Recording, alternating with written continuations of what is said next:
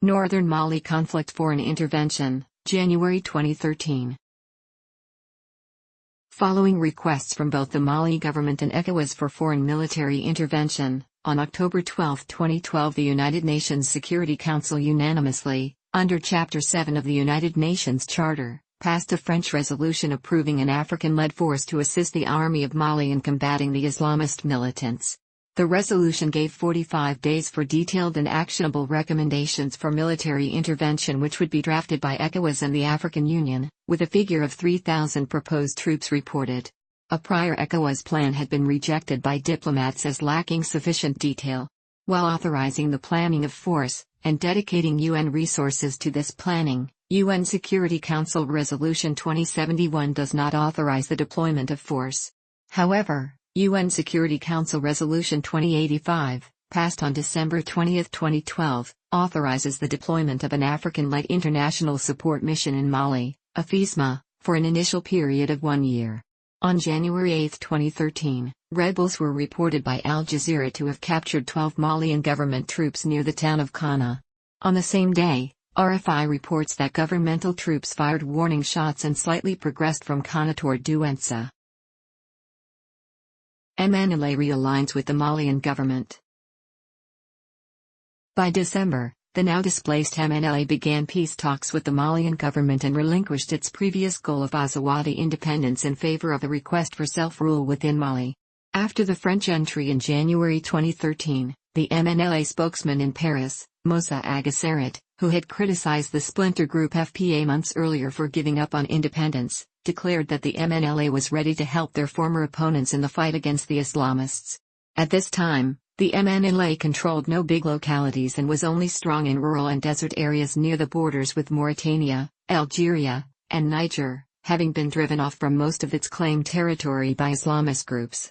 After the declaration, the MNLA re-engaged the Islamist forces, and, with the help of one defecting Islamist faction, retook the cities of Tessalit and Kidal, the site of earlier pro-MNLA protests against the Islamists, in late January. Battle of Konna and French intervention. On January 10, 2013, Islamist forces captured the strategic town of Konna, located 600 kilometers from the capital, from the Malian army. Later, an estimated 1,200 Islamist fighters advanced to within 20 kilometers of Mopti, a nearby Mali military garrison town. The following day, the French military launched Opération Serval, intervening in the conflict.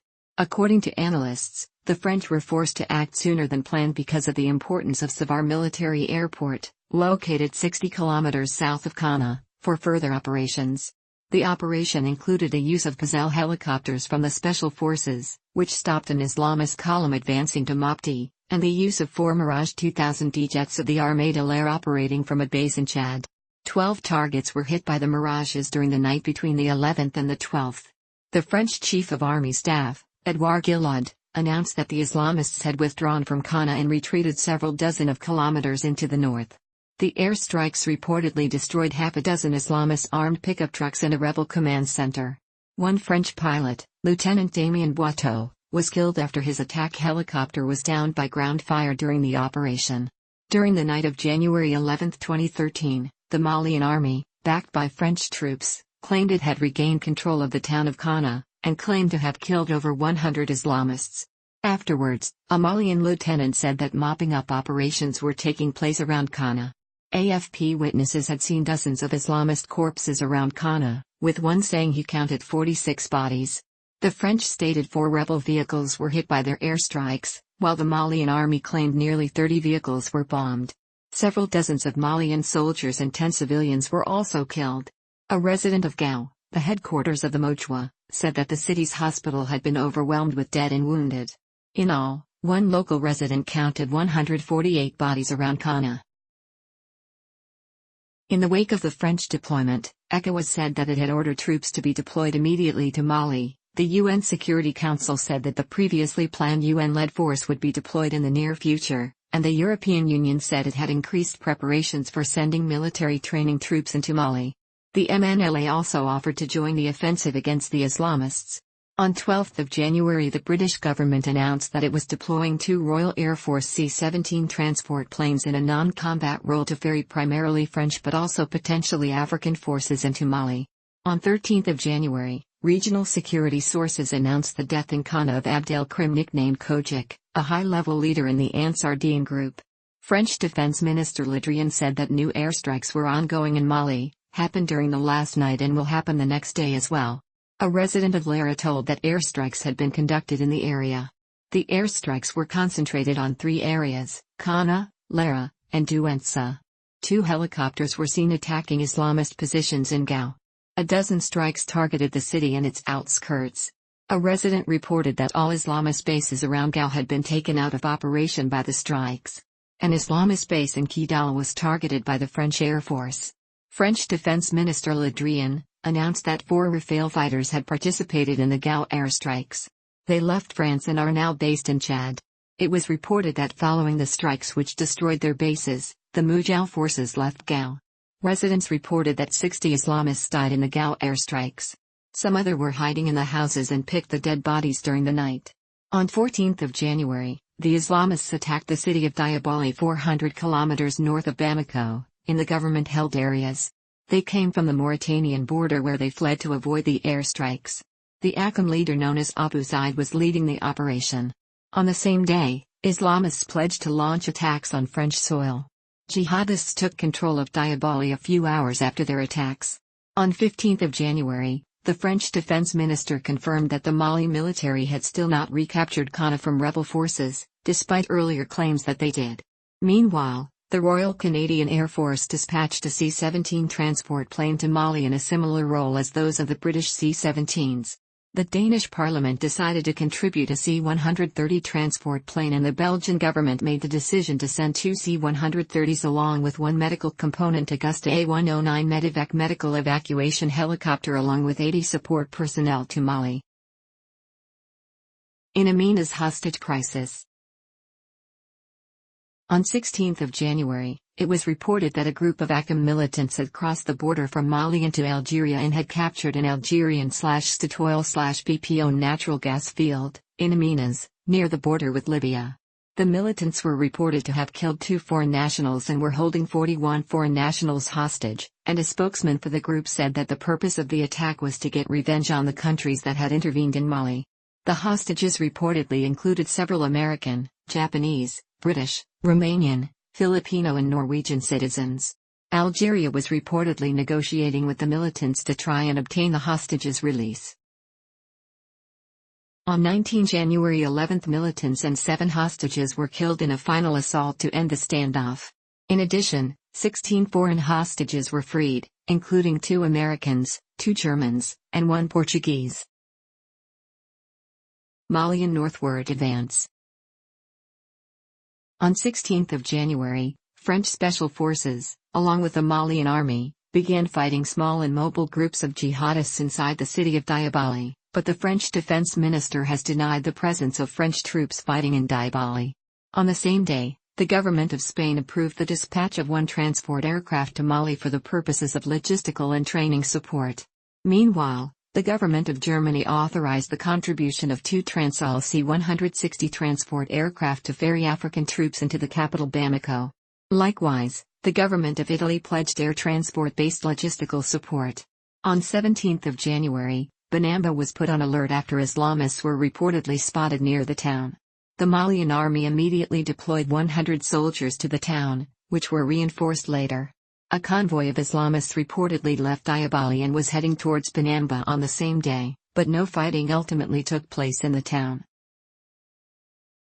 On 18 January, the Malian army released a statement claiming to have complete control of Konna again. The claim was confirmed by residents of Konna as well as a spokesman for Ansar al-Din. The same day, rebels were driven out of Diabali according to multiple local sources. Reports came out on 19 January that residents of Gao had lynched Aliou Touré, a prominent Islamist leader and the Mokhtar police commissioner of the city, in retaliation for the killing of a local journalist, Kader Touré. AFP cited local reports saying that the Islamists were beginning to leave other areas under their control to seek refuge in the mountainous and difficult-to-access Kidal region. On the same day, 2 Nigerian soldiers were killed and 5 were injured by Islamists near the Nigerian town of Okene as they were heading toward Mali. On 20th of January, the United States denied that they had attempted to bill the French for American support in the conflict. USAF C-17s began to fly in French troops and supplies the next day. On 21st of January, French and Malian troops entered Diabali without resistance. Douentza was also taken on the same day. On the evening of 24th of January, Malian soldiers took control of Hambori. On the same day, a splinter group of Ansar al-Din,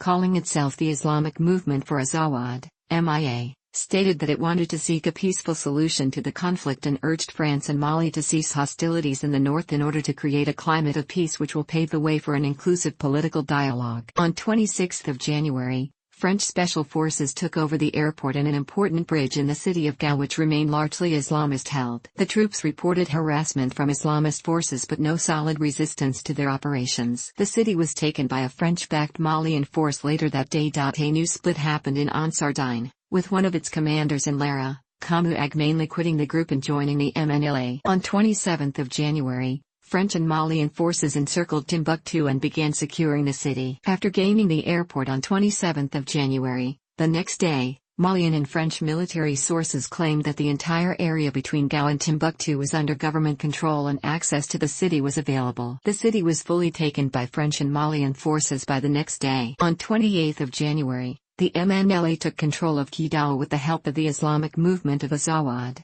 MIA, a non-Ansar Dine breakaway group that split after the international intervention. The MNLA also took control of the towns of Tessalit and Inkalil. Apparently, fighters who deserted the MNLA for the better-financed Ansar Dine were now returning to the MNLA. Islamists were reported to have fled to the mountains. On 29 of January, the first non-Malian African troops entered North Mali. Nigerian soldiers occupied Nsongo and Chadian troops, Manaka. The more numerous Chadian army was also reported as moving north from Manaka in support of the Malian army. On 30th of January, French reached Kidal airport. No Malian soldiers were with him, as a confrontation with Tuaregs was feared. The town was reportedly under control of fighters from both the MNLA and MIA. The MNLA, however, denied any collaboration or even a desire to collaborate with the MIA, and stated that their fighters were maintaining control of the town alongside French forces. Many leaders of Ansar Dine left Yadagali. Delegations from the MNLA and MIA left for Ouagadougou to negotiate with Malian officials. On 2 February, Chadian troops from Misma reached Kidal and stationed in a deserted base in the city. Their general said that they had no problem with the MNLA and had good relations with them. On the same day, the French president, François Hollande, joined Mali's interim president, Nkanda Traoré, in a public appearance and recently recaptured Timbuktu. On 5 February, according to Chadian news stations, 24 Chadian soldiers were killed and 11 were wounded when they were ambushed by jihadists during a patrol north of Kidal. The information was neither denied nor confirmed by Chadian and Malian authorities. However, the Chadian government did mention that 11 soldiers were injured in a traffic accident north of Kidal. On 8 February, French and Chadian troops announced that they had occupied Tessalit near the Algerian border, the seat of one of the last airports still not controlled by the Malian government and its allies. Guerrilla phase. Islamist and Tuareg forces were reported to have retreated to the Adrar des Ifoas, rugged badlands in northeastern Mali. Knowledge of and control over local sources of water is expected to play a vital role in continuing conflict in that area. On 19 February, France began a new operation, Panther, intended to subdue the region. Between 8 and 10 February, Mujahid, who had been harassing government forces from the outskirts since Malian and French forces took the city on 26 January, launched the first 2 suicide attacks of the war in Gao, resulting in the death of the 2 bombers and injuring a Malian soldier and a civilian. Islamist fighters armed with AK-47s then crossed the Niger River on canoes, took over an abandoned police station and deployed snipers in nearby buildings in anticipation of the government forces' counterattack. The situation was controlled by pro-government forces after heavy fighting, which included an air attack on the police station by French helicopters. On 19 February, Islamists attacked a French parachute regiment of 150 soldiers supported by a heavy vehicle patrol and Mirage fighter jets. One French commando, a sergeant, was killed and so were 20 Islamist militants. Gao was attacked a second time on 20 February. Islamists again crossed the Niger and came close to the city hall, possibly with help from locals. The same day, a car bomb exploded in Kidal, killing 2 people. The fighting in Gao subsided after 5 Islamists were killed by Malian soldiers. On February 22, 2013, 13 Chadian soldiers and 65 Islamists were killed during heavy fighting in the northern mountains. The same day 2 suicide bombers crashed their cars into the MNLA's local operations center in the town of Inkalil, killing 5 people including 3 MNLA fighters and both bombers. U.S. President Obama announced on February 22, 2013 that about 100 American troops had been sent to Niger, which borders Mali, to aid the French in Mali. The most recent U.S. troops were sent to help set up a new airbase, from which to conduct surveillance against al-Qaeda. 40 U.S. Air Force logistics specialists, intelligence analysts and security officers arrived in the capital of Niger on February 20, 2013, bringing the total Americans deployed in Niger to 100. On 24 February 28, Islamists and 10 Chadian soldiers were killed while fighting in the Adrar de Ifoas mountains in northern Mali. On 26 February, a car bomb exploded in Kidal targeting a MNLA checkpoint. At least 7 MNLA fighters along with the suicide bomber were killed in the attack. On 20 March, Akim claimed to have executed a French hostage in Mali, Philippe Verdun, who had been kidnapped in 2011. On 23 March, Islamist fighters from Mujau attacked the city of Gao, causing heavy fighting for 2 hours. The Malian army eventually repulsed this attack.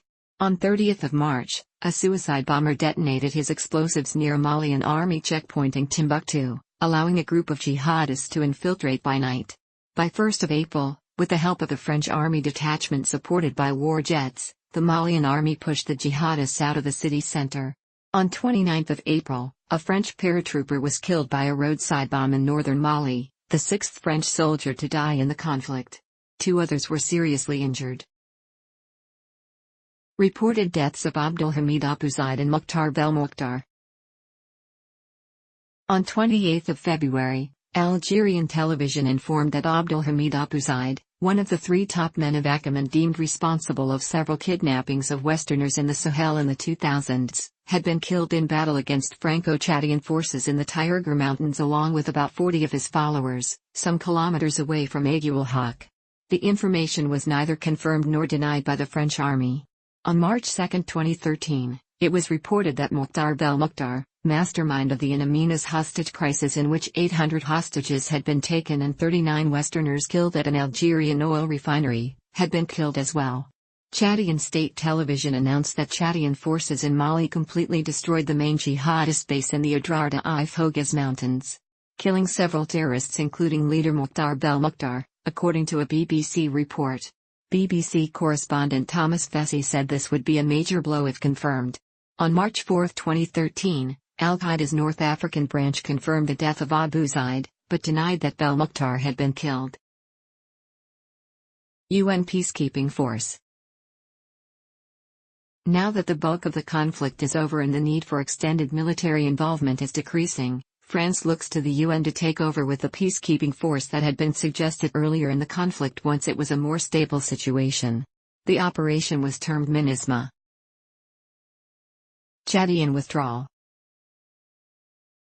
On 14 April, Chadian President Idriss Déby Itno announced the full withdrawal of Chadian forces in Mali, FATM, saying that face-to-face fighting with Islamists is over, and the Chadian army does not have the skills to fight a guerrilla-style war. This announcement comes days after a suicide bomber killed 4 Chadian soldiers in Kidal, where 1,800 of its soldiers are currently stationed.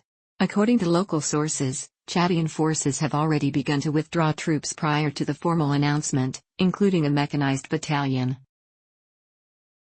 Peace deal. A peace deal between the government and Tuareg rebels was signed on June 18, 2013.